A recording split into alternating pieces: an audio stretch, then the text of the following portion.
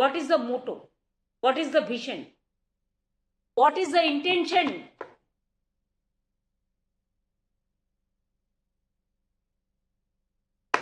বাজারে মাছ বিক্রি হবে না, মাংস বিক্রি হবে না, বাংলায় এসে তারা কি করবে ভোট নিয়ে?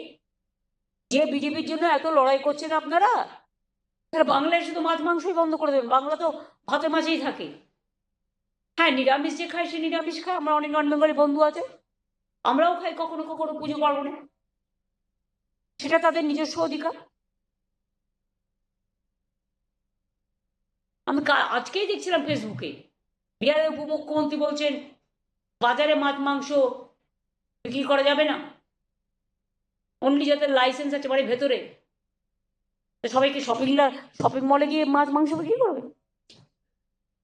শপিং মলে একজন দুজন করতে পারে, একজন দুজন যেতে পারে, যাদের ক্ষমতা আছে। সব লোকের কি ক্ষমতা আছে? আমাদের তো চাষিরা রাস্তায় বসে, তারা সব টাটকা সবজিটা নিয়ে আসে, সেটা বিক্রি করে। পুকুর থেকে মাছটা ধরে নিয়ে আসে, সেটা বিক্রি করে।